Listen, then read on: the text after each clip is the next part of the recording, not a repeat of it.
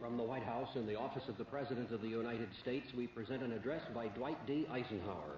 This is the farewell address for President Eisenhower, whose 8 years as chief executive come to an end at noon Friday. Mr. Eisenhower has chosen this time for his final speech. Ladies and gentlemen, the President of the United States. Good evening, my fellow Americans. First, I should like to express my gratitude to the radio and television networks for the opportunities they have given me over the years to bring reports and messages to our nation. My special thanks go to them for the opportunity of addressing you this evening. 3 days from now, after half a century in the service of our country, I shall lay down the responsibilities of office as, in traditional and solemn ceremony, the authority of the presidency is vested in my successor. This evening, I come to you with a message of leave-taking and farewell, and to share a few final thoughts with you, my countrymen. Like every other citizen, I wish the new president and all who will labor with him Godspeed. I pray that the coming years will be blessed with peace and prosperity for all. Our people expect their president and the Congress to find essential agreement on issues of great moment, the wise resolution of which will better shape the future of the nation. My own relations with the Congress, which began on a remote and tenuous basis when, long ago, a member of the Senate appointed me to West Point, have since ranged to the intimate during the war and immediate post-war period, and finally to the mutually interdependent during these past 8 years. In this final relationship, the Congress and the administration have, on most vital issues, cooperated well to serve the nation good rather than mere partisanship, and so have assured that the business of the nation should go forward. So my official relationship with the Congress ends in a feeling, on my part, of gratitude that we have been able to do so much together. We now stand 10 years past the midpoint of a century that has witnessed 4 major wars among great nations. 3 of these involved our own country. Despite these holocausts, America is today the strongest, the most influential, and most productive nation in the world. Understandably proud of this preeminence, we yet realize that America's leadership and prestige depend not merely upon our unmatched material progress, riches, and military strength, but on how we use our power in the interest of world peace and human betterment. Throughout America's adventure in free government, our basic purposes have been to keep the peace, to foster progress in human achievement, and to enhance liberty, dignity, and integrity among peoples and among nations. To strive for less would be unworthy of a free and religious people. Any failure traceable to arrogance or our lack of comprehension or readiness to sacrifice would inflict upon us grievous hurt, both at home and abroad. Progress toward these noble goals is persistently threatened by the conflict now engulfing the world. It commands our whole attention, absorbs our very beings. We face a hostile ideology, global in scope, atheistic in character, ruthless in purpose, and insidious in method.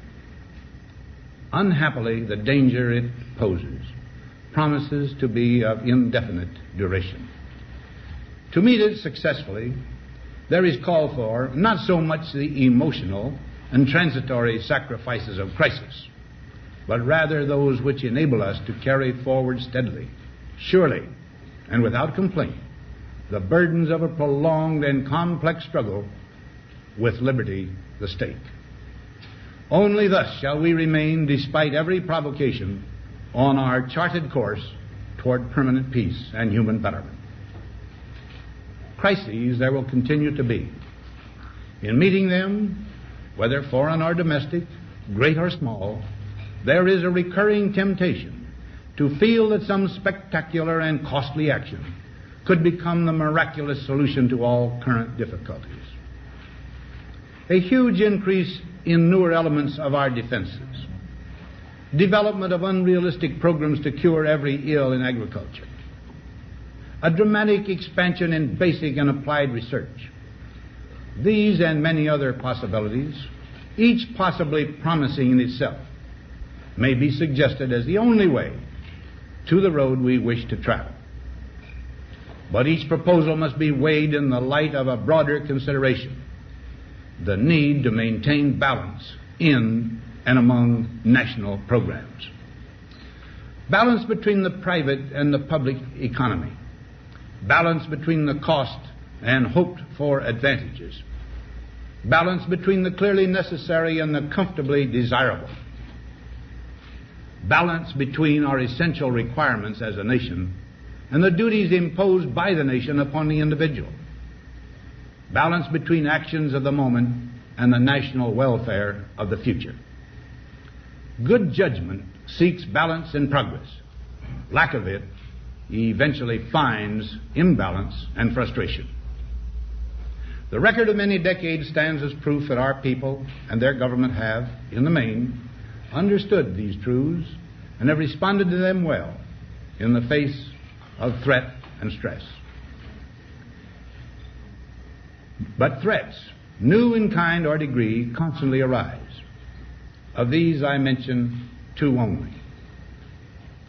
A vital element in keeping the peace is our military establishment. Our arms must be mighty, ready for instant action, so that no potential aggressor may be tempted to risk his own destruction. Our military organization today bears little relation to that known of any of my predecessors in peacetime, or indeed by the fighting men of World War II or Korea. Until the latest of our world conflicts, the United States had no armaments industry. American makers of plowshares could, with time and as required, make swords as well. But we can no longer risk emergency improvisation of national defense. We have been compelled to create a permanent armaments industry of vast proportions. Added to this, 3.5 million men and women are directly engaged in the defense establishment. We annually spend on military security alone more than the net income of all United States corporations. Now, this conjunction of an immense military establishment and a large arms industry is new in the American experience. The total influence, economic, political, even spiritual, is felt in every city, every state house, every office of the federal government. We recognize the imperative need for this development, yet we must not fail to comprehend its grave implications. Our toil, resources, and livelihood are all involved. So is the very structure of our society. In the councils of government, we must guard against the acquisition of unwarranted influence, whether sought or unsought, by the military-industrial complex. The potential for the disastrous rise of misplaced power exists and will persist. We must never let the weight of this combination endanger our liberties or democratic processes. We should take nothing for granted. Only an alert and knowledgeable citizenry can compel the proper meshing of the huge industrial and military machinery of defense with our peaceful methods and goals, so that security and liberty may prosper together. Akin to and largely responsible for the sweeping changes in our industrial military posture has been the technological revolution during recent decades. In this revolution, research has become central. It also becomes more formalized, complex, and costly. A steadily increasing share is conducted for, by, or at the direction of the federal government. Today, the solitary inventor, tinkering in his shop, has been overshadowed by task forces of scientists. in laboratories and testing fields. In the same fashion, the free university, historically the fountainhead of free ideas and scientific discovery, has experienced a revolution in the conduct of research. Partly because of the huge costs involved, a government contract becomes virtually a substitute for intellectual curiosity. For every old blackboard, there are now hundreds of new electronic computers. The prospect of domination of the nation's scholars by federal employment, project allocations, and the power of money is ever present and is gravely to be regarded. Yet in holding scientific research and discovery in respect, as we should, we must also be alert to the equal and opposite danger that public policy could itself become the captive of a scientific, technological elite.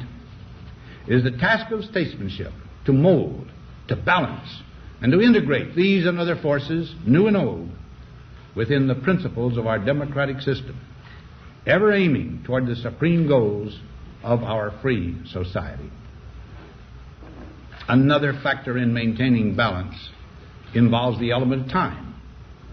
As we peer into society's future, we, you and I, and our government must avoid the impulse to live only for today, plundering for our own ease and convenience the precious resources of tomorrow.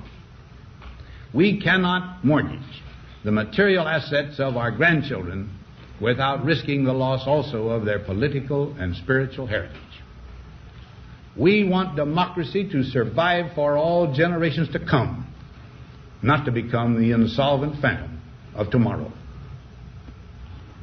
During the long lane of the history yet to be written, America knows that this world of ours, ever growing smaller, must avoid becoming a community of dreadful fear and hate, and be instead a proud confederation of mutual trust and respect. Such a confederation must be one of equals. The weakest must come to the conference table with the same confidence as do we, protected as we are by our moral, economic, and military strength.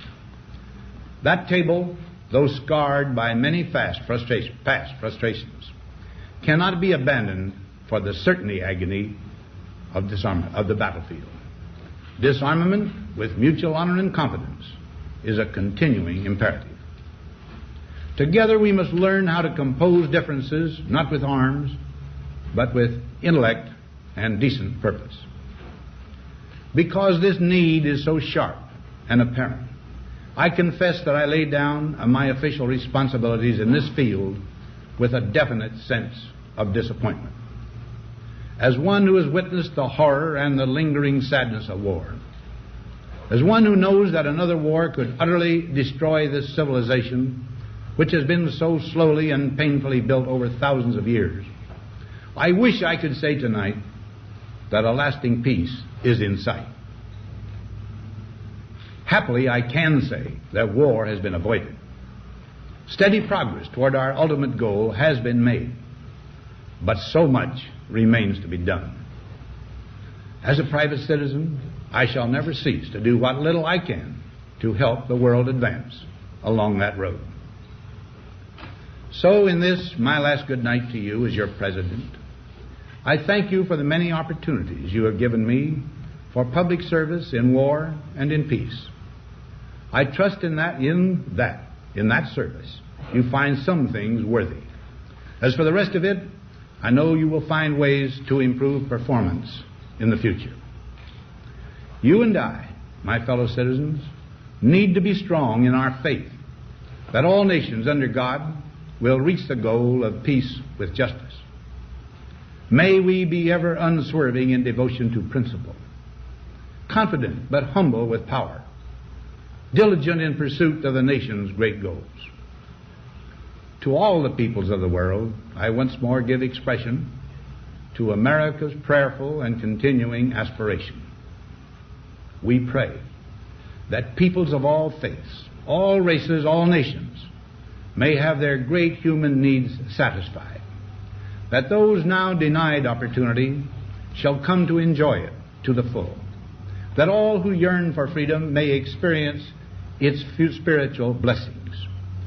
Those who have freedom will understand also its heavy responsibility, that all who are insensitive to the needs of others will learn charity, and that the scourges of poverty, disease, and ignorance will be made disappear from the earth, and that in the goodness of time all peoples will come to live together in a peace guaranteed by the binding force of mutual respect and love.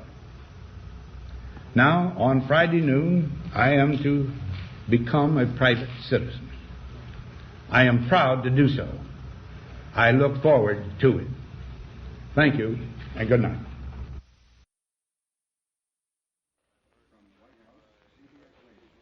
We have presented the farewell address by the President of the United States, Dwight D. Eisenhower, who spoke this evening from his office in the White House.